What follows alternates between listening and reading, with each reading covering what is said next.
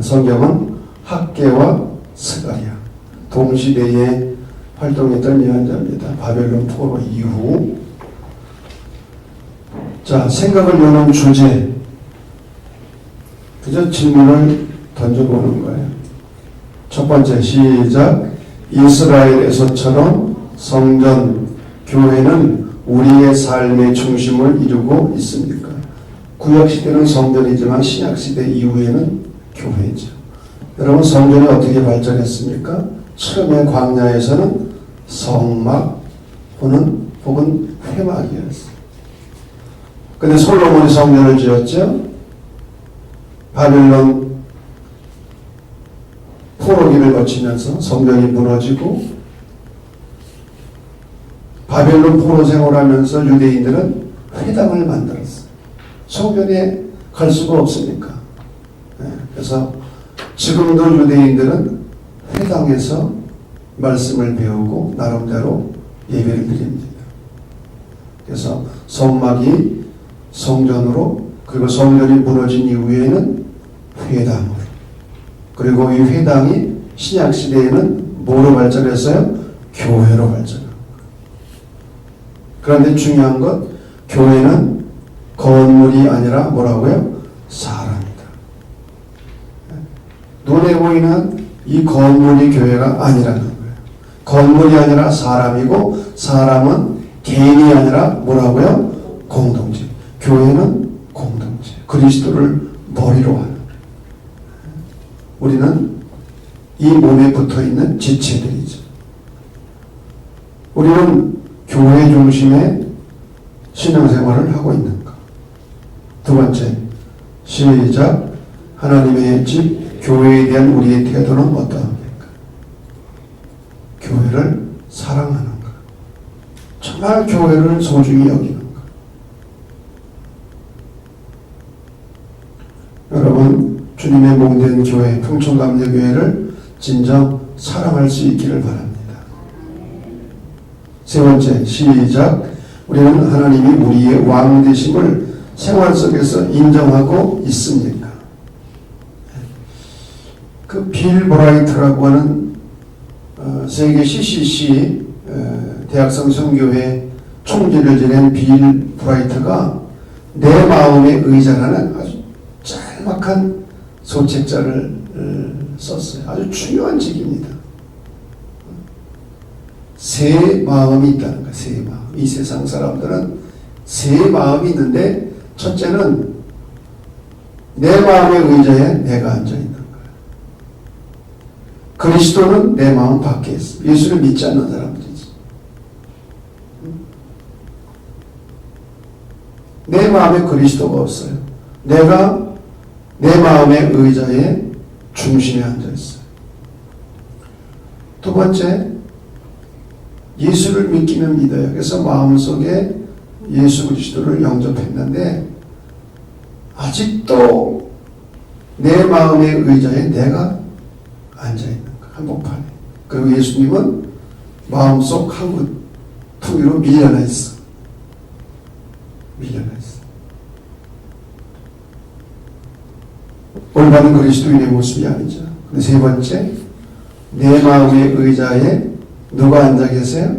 그리스도가 앉아 계시고 나는 그리스도 앞에 비켜 있는 것.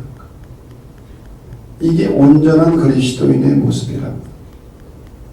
여러분은 두 번째입니까? 세 번째입니까? 여러분 세 번째가 되기를 간절히 바랍니다. 하나님이 우리의 왕 되심을, 그리스도가 우리의 왕 되심을 고백하고 또 그렇게 살아가고 있는가? 자, 용어의 해설. 학교에서 1장 4절을 보면 판벽한 집이라는 말이 나옵니다. 판벽한 집은 어떤 집이라고요? 고급 나무로 지은 화려한 집. 히말리아의 삼나무, 레바논의 삼나무와 같은 아주 고급 나무로 화려한 집을 지은 거예요. 성전은 무너져가지고 폐허가 됐는데 자기들은 고급 집을 짓고 사는 거예요. 이게 합당하냐? 학계가 질문을 던지잖아요.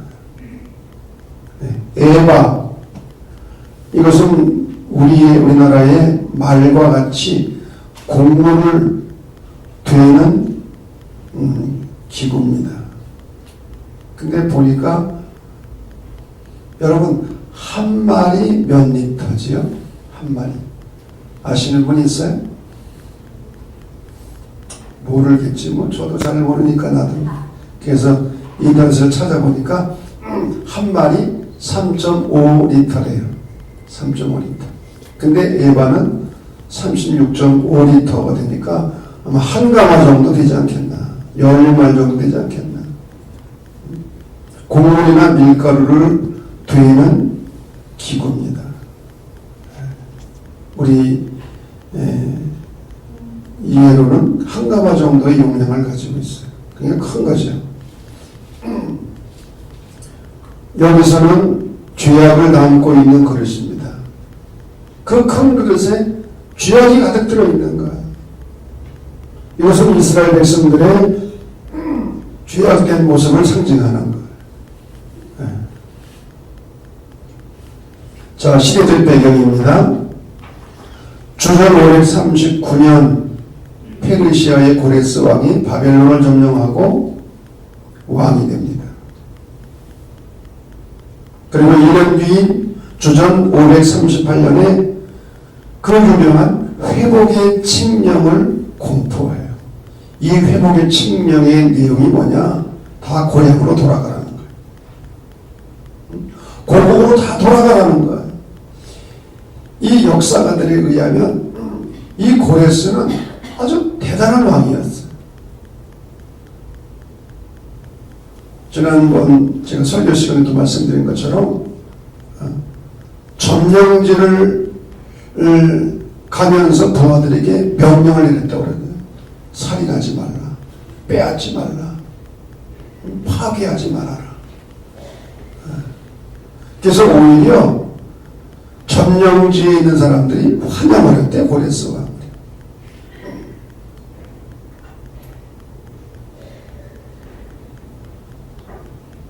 이 고레스 왕의 칙령에 의해서 유대인들이 포로에서 해방이 되는 거예요. 그래서 538년은 1차 포로 귀환입니다. 에스라 2장 64절을 보면 42,360명이라는 숫자가 나오는데 실제적으로는 그렇게 많지 않았다는 거예요. 왜?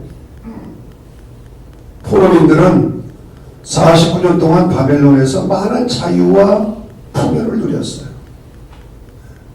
고도로 발달된 바벨론 문화를 누리며 사는 거예요. 여러분 49년 동안을 살았으니 어느 정도 안정이 되지 않았겠습니까? 예를 들면 우리나라 사람들이 60년대 70년대에 독일의 광부로 간호원으로 가서 죽을 고생을 했어. 간호원들이 가서 한 일이 뭐냐? 시체 닦는 일. 정말 그 독일 사람들이 안 하는 일들을 가서 한 거예요. 제가 오래전에 그 독일에 집회를 간 적이 있는데 그분들을 만났어요. 어떤 남자 집사님이 그런 얘기를 하더라고요. 너무 광부 생활이 힘들어가지고 망치로 자기 손가락을 쳤다는 거예요. 왜? 쉬기 위해서. 몸을 다쳐야 쉬는 거야. 그래서 일부러 손가락을 망치로 쳤대. 쉬려고. 그렇게 죽도록 고생을 해서 몇십 년 지나니까 그래도 집 한 채씩은 다 장만했어. 텃밭이 조금 있고. 그러니 그것을 그냥 놓고 돌아올 수가 있겠어요. 지금 같으면 팔고 오지만은 옛날에는 어떻게 팝니까? 그러니까 막상 포로 해방을 선포했지만은 고국으로 돌아가는 사람들은 얼마 되지 않은 거예요. 숫자적으로는. 주전 522년에 팔레스타인의 유다인 공동체가 2만여 명밖에 되지 않았다고 되어 있는데 포로 귀환한 사람들이 그렇게 많지 않았던 거예요. 그리고 소수가 포로 생활에서 귀환을 해서 보니까 나라가 완전히 폐허가 된 겁니다.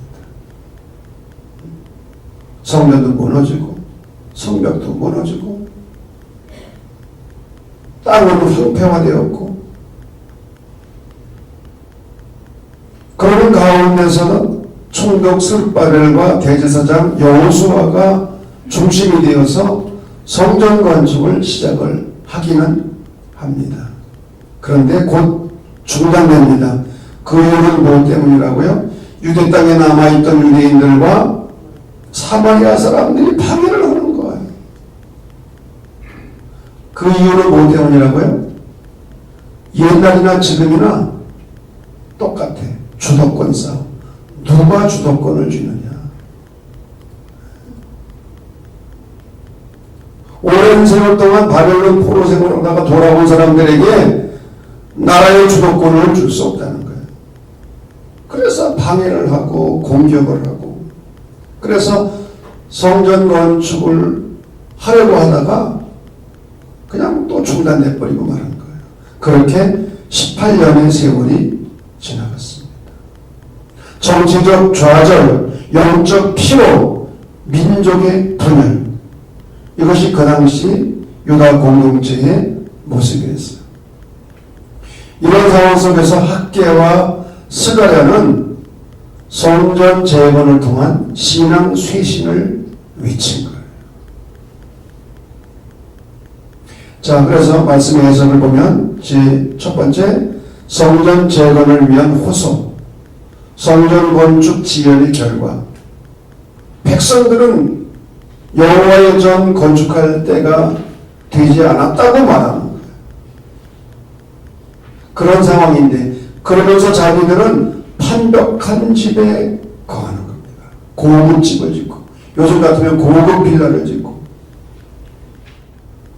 나라가 이 지경인데 성전은 완전히 폐허가 됐는데, 그래서 이 학계는 너희가 아무리 수고해도 헛수고다. 구멍 뚫린 전대에 넣음이 되었다. 많이 뿌려도 수확이 없고, 먹어도 배부르지 못하고, 입어도 따스하지 못하고, 일꾼이 삭슬 받아도 구멍 뚫린 전대에 넣음이 되고,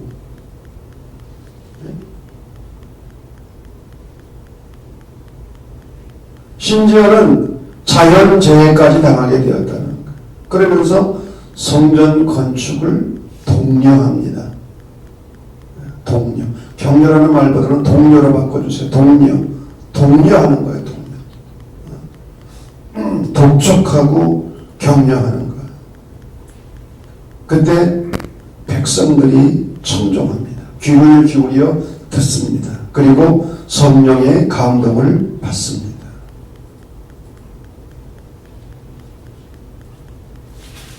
그래서 두 번째로 성전을 재건하게 되는데, 4절을 보면 2장 4절입니다. 스스로 굳세게 일하라 는 말이 3번씩이나 강조. 굳세게 일하라는 거예요. 왜? 큰일 앞에 마음이 약해지고 두려움을 갖기가 쉽습니다. 그렇잖아요. 큰일을 앞에 두면 마음도 약해지고 두려움을 갖게 되는 거예요. 그래서 스스로 굳세게 일하라. 그러면서 마음을 굳세게 하도록 하기 위해서 7절을 보면 하나님의 약속을 상기시킵니다. 이 성전의 영광이 충만하게 하리라. 만군의 여호와의 말이니라. 하나님의 말씀을 상기시키면서 마음을 굳게 하라는 거예요. 그러면서 9절을 보게 되면 이 나중 성전의 영광이 처음 성전의 영광보다 더 귀하다. 더 크리라. 근데 아까 에스라 서를 보게 되면 한번 여러분 찾아볼까요?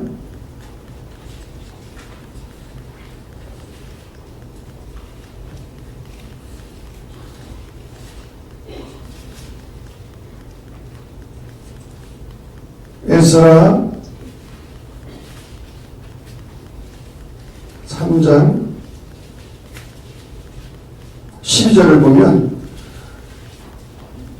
성전의 기초가 놓임을 보고 노인들은 어떻게 했다고요? 대성통곡했어요. 대성통곡하는 거예요. 여러분, 왜 대성통곡했다고요? 옛날 솔로몬이 지었던 성전과는 비교가 되지 않을 만큼 초라한 거예요. 규모도 작고. 그러나 여러 사람은 으로 되어 있는데 여기서 여러 사람은 젊은이들을 의미합니다. 오히려 젊은이들은 기쁨으로 함성을 질러. 왜? 그들은 예전 건물을 못 봤어. 그래서 성전 짓는 것 자체에 기쁨이 충만했다. 이런 상황 속에서 학계는 이 나중 성전의 영광이 처음 성전의 영광보다 더 어떻다고요? 귀하다. 더 클 것이다. 왜 그러냐? 겉으로는 솔로몬의 성전이 더 크고 화려했습니다. 그럼에도 불구하고 왜 나중 성전의 영광이 처음 성전의 영광보다 더 크고 귀하다고 했는가? 겉은 초라했지만, 규모는 작았지만 고통 중에 희생을 하고 헌신을 했기 때문입니다. 어려움 속에서 헌신하고 희생을 한 거예요. 그리고 솔로몬 성전은 이방 사람에 의해서 지어졌지만 이 스룹바벨의 두 번째 성전은 유대인들의 눈물로 지은 거예요. 하나님은 그것을 더 귀하게 보신 거예요. 어려움 속에서, 고통과 역경 속에서 다른 사람의 도움이 아니라 스스로 헌신을 해서 드려진 것으로 지어지는 이 성전을 하나님은 더 귀하게 보신 거예요. 오늘도 하나님께서는 어려움 속에서 눈물로 드려지는 헌신을 더 귀하게 보시고 받으시는 줄로 믿습니다. 주님은 우리가 어떤 종류의 금을 바치는가를 보시는 것이 아니라 금을 바치는 마음의 질을 보신다는 거예요. 그래서 19절을 보면 내가 너희에게 복을 주리라. 그런데 하나님이 주시는 복이 어떤 복인가? 23절을 한번 볼까요?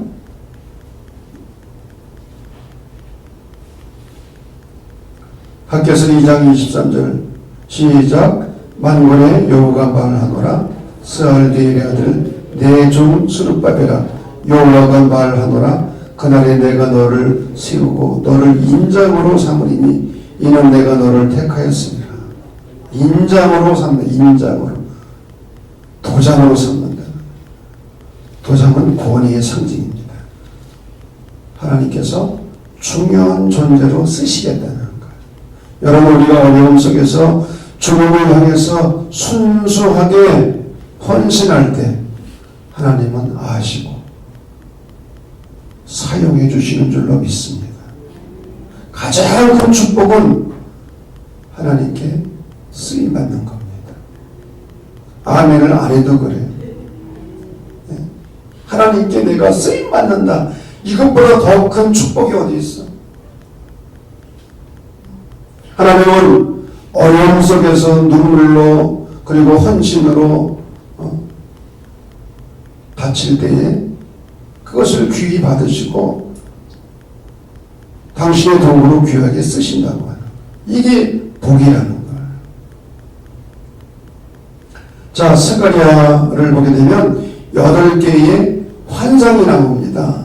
환상. 이건 교재에 있기 때문에 여러분 교재를 읽어보시면 되겠고요. 첫 번째 환상, 말탄 네 사람. 말탄 네 사람. 이 말탄 네 사람이 세상을 순찰하고 돌아와서 하나님께 보고드리는 거예요.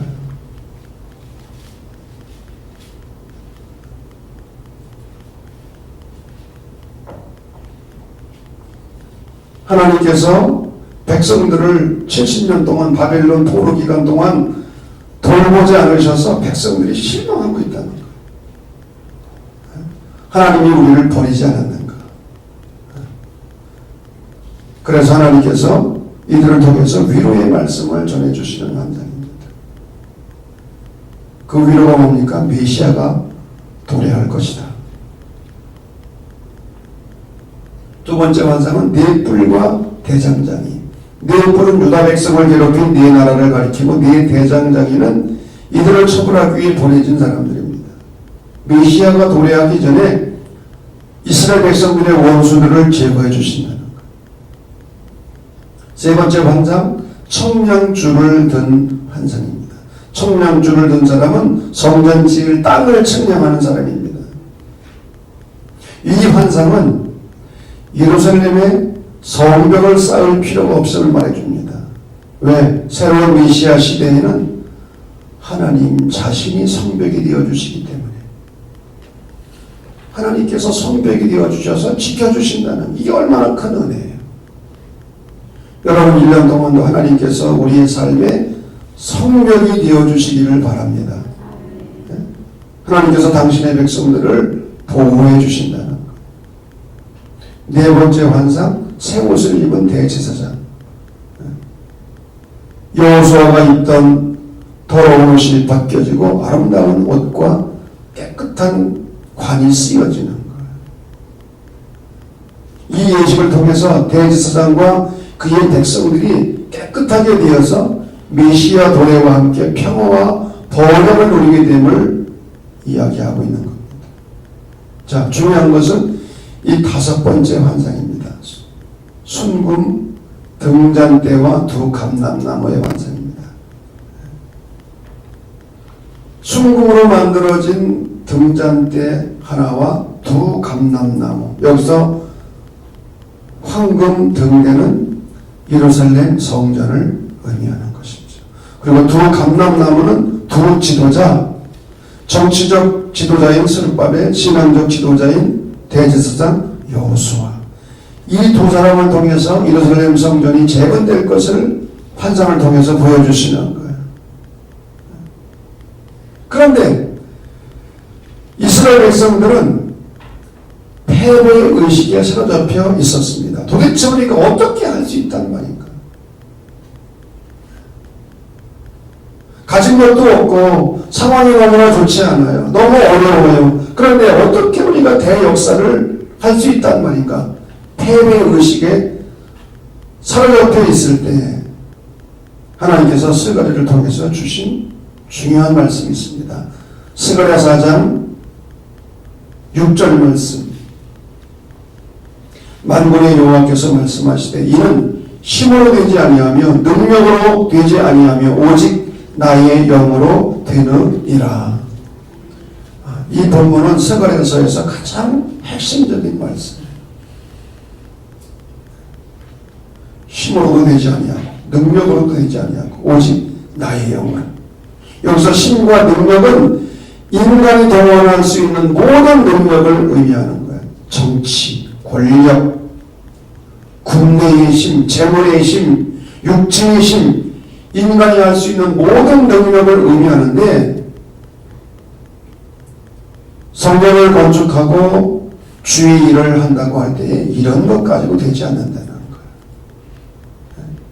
힘으로도 능으로도 되지 아니하고 오직 나의 영으로, 하나님의 영으로, 하나님의 성령의 감동으로 되는 거지 인간적인 힘과 능력으로 되는 것이 아니라는 거예요. 그러나 오해하지 말아야 될 것은 오직 성령으로라는 이 말이 우리가 가진 건강, 재물, 지혜, 공동체의 힘 이런 것들을 전혀 무시해도 좋다는 의미는 아니에요. 이런 것들이 있어야 되지만 이 모든 것들보다 앞서서 성령의 도우심과 감동하심이 있어야 한다는 거예요. 다시 말하면 성전 건축과 같은 주의 일은 인간이 동원할 수 있는 힘이나 인간의 계획과 방법으로만 되는 것이 아니라 성령의 감동하심으로 된다는 거예요. 주의 일은 성령의 감동으로 인하여 옥합을 깨뜨리는 기도와 눈물과 희생과 헌신이 없이는 불가능하다는 거예요. 여러분, 성령의 도우심과 성령의 감동 없이 눈에 보이는 예배당을 건축하다가 얼마나 많은 교회들이 무너졌는지 아십니까? 여러분, 성령 건축 우리가 필요하죠. 성전 예배당 있어야 되죠. 그런데 이런 걸 할 때에 인간의 신과 계획과 방법이 우선이 아니라 성령의 감동하심이 먼저 있어야 된다는 것. 특별히 우리가 주인을 하려고 할 때에 성령의 감동이 먼저 있어야 된다는 것.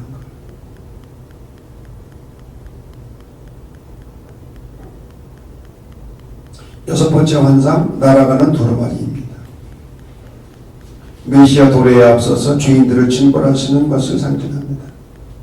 특히 여기서는 신실한 신앙생활의 중요성과 윤리적 생활의 중요성을 강조하고 있습니다. 일곱 번째 환상, 에바 속의 여인. 아까도 말했습니다마는 에바 속에 들어있는 여인은 이스라엘의 죄악을 상징하는, 그 여인은 바로 이스라엘을 의미하는 거예요. 메시아 시대가 도래하기 전에 그러한 죄악들이 제거되어야 된다는 거예요. 여덟 번째 환상은 네 병거의 환상입니다. 붉은 말, 검은 말, 흰말, 어lum지고 건장한 말들이 미었는데 온 세상을 순찰합니다. 이들은 북녘 땅, 곧 포로의 땅, 바벨론에 하나님의 징벌을 내리러 떠나며 새로운 시대를 예비합니다. 자, 스가랴는 이 메시아 시대에 대한 예고를 통해서 하나님께서 이미 새로운 이상적 유다 공동체를 건설을 결정하셨다는 것을 알립니다. 그리고 그는 이미 새로운 인간들의 응답을 촉구하고 있습니다. 즉 인간은 이런 하나님의 뜻과 결정에 따라 성전을 재건하고 이런 중심으로 한 공동체 안에서 윤리적, 도덕적 삶을 실천해야 한다는 거예요. 그래서 마지막 네 번째로 중요한 것은 종말에 관한 예언입니다. 특별히 이 스가랴의 예언 가운데 특징적인 요소는 9장 9절부터 10절까지 있는 말씀. 스가랴 9장 9절에 있는 말씀 한 절만 읽겠습니다. 시작. 시온에 따라 크게 기뻐할지어다. 예루살렘에 따라 즐거이 부를지어다. 보라, 내 왕이 내게 임하시나니 그는 공의로우시며 구원을 베푸시며 겸손하여서 나귀를 타시나니 나귀의 작은 것 곧 나귀 새끼니라. 예수님께서 예루살렘에 입성하실 때 이 말씀대로 나귀 새끼를 타고, 사람이 한 번도 타보지 않은 나귀 새끼를 타고 입성을 하신 거예요. 예수님의 오심, 그리고 예수님의 예루살렘의 입성은 바로 이 스가랴의 예언을 그대로 이루신 겁니다.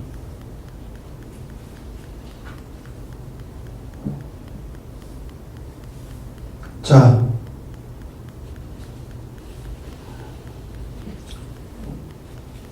여기서 예언자는 평화의 왕을 통해서 통일된 나라가 이루어질 것을 예언합니다. 평화의 왕으로 오시는 메시아를 통해서 통일된 나라, 통일된 평화의 왕국이 이루어짐을 예언하고 있습니다. 바로 이 통일을 영원하는 이 메시지는 오늘날 분단된 우리 조국 대한민국을 향한 메시지이기도 한 것. 자, 신학적 의미입니다. 학계와 스가랴 예언의 특색. 제가 작년 말에 설교 시간에 말씀을 나눈 것처럼 이 학계와 스가랴의 예언은 아모스처럼 날카롭지도 않았고 호세아처럼 뜨겁지도 않았고 에레미야처럼 눈물도 없었고 제2 이사야처럼 아름다운 언어의 구사도 없었어요. 이들은 극히 평범한 예언자들이었어요. 이들은 단순한 한 가지 주제, 성전 건축에 매달렸어요. 하지만 이들의 예언 속에는 세 가지가 들어있다고 그랬어요. 첫째는 역사적 기억, historical remembrance. 항상 문제가 되는 것이 기억 상실입니다. 역사적 기억이 거기 들어있고 영적 각성을 호소하고 있으며, 여러분 성전 건축은 단순히 건물을 짓는 게 아니에요. 그것을 통해서 영적 각성을 하기 위함인 것이죠. 목회적 치유. 왜 목회적 치유가 거기 들어있는가? 바벨론 포로 이전에는 예언자들이 회개에 관한 메시지를 주로 전했어요. 회개하고 돌아와라. 그런데 포로기에는 위로와 소망의 메시지가 들어있습니다. 그런데 포로 후기에는 치유의 메시지가 들어있는, 포로 후기에는 영적 침체에 빠지고 정치적으로 혼란 가운데 있고 가난과 싸워야 하는 그런 상황 속에서 위로와 치유의 메시지가 필요했던 거예요. 여기서 성전 재건은 단순한 건축이 아닙니다. 눈에 보이는 건물만 짓는 것이 아니에요.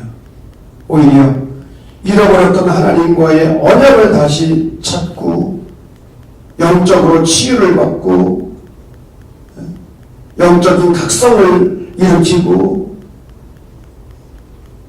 그러기 위해서 성전을 건축하라고 하는 학계와 스가랴의 이언은 건물을 통한 조건주의나 민족주의 회복이 아니었어요. 우리가 이것을 착각하면 안 돼요. 여러분, 오늘날의 성전이 무엇입니까? 눈에 보이는 건물이 아니잖아요. 교회는 사람이고 공동체라고 했어요. 오늘 우리가 세워야 될 성전은 공동체로서 성도들 한 사람 한 사람을 하나님의 말씀으로 건강하게 세우는 일인 줄로 믿습니다. 아멘을 안 해도 그렇습니다. 그래서 성소 연구가 중요한, 한 사람 한 사람을 하나님의 사람으로, 하나님의 백성으로 건강하게 세우는 일이 오늘날의 성전 건축이지. 눈에 보이는 이 건물을 지으라는 것이 아니라 하나님의 백성들 한 사람 한 사람을 건강하게 세우라는 거예요. 그리고 이게 바로 목회라는 거예요.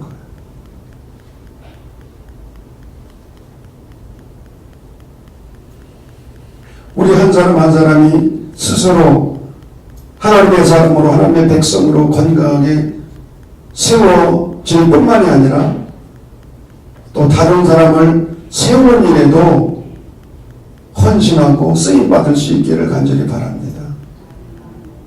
간절히 바랍니다. 성찰 권한 첫 번째, 다 같이 시작. 눈에 보이지 않는 성전인 우리 마음을 하나님이 거하시는 전으로 여기고 정결하게 살아야 되겠다. 너희가 하나님의 성전이라.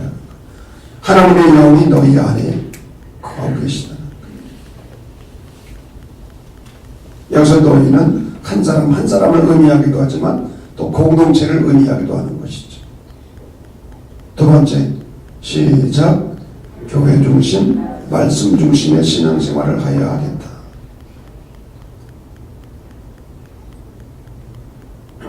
여러분, 신앙생활 바로 하려면 이사도 함부로 가면 안 돼요. 아멘을 안 해도 그래요. 신앙생활이 중요하잖아. 가장 중요한 게 사실 신앙생활이잖아요. 여러분, 우리가 교회 중심, 말씀 중심의 신앙생활을 해야 될 줄로 믿습니다. 세 번째로, 시작. 하나님은 철저하게 심판하시는 분이면서도 우리가 공의를 행하고 말씀에 순종할 때 큰 복을 주신다. 그것 자체가 복이죠. 우리가 신앙 안에서 공의를 행하고 말씀대로 순종하며 사는 것, 그것 자체가 복인 줄로 믿습니다.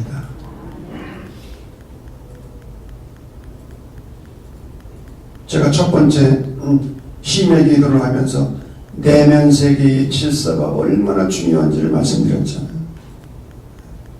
내면 세계가 흐트러지면 다 흐트러지는 거예요. 내면 세계가 무너지면 다 무너지는 거예요. 그런데 우리가 공의를 행하고 하나님의 말씀에 순종하면 어떻게 내면 세계가 흐트러지고 무너지겠어요?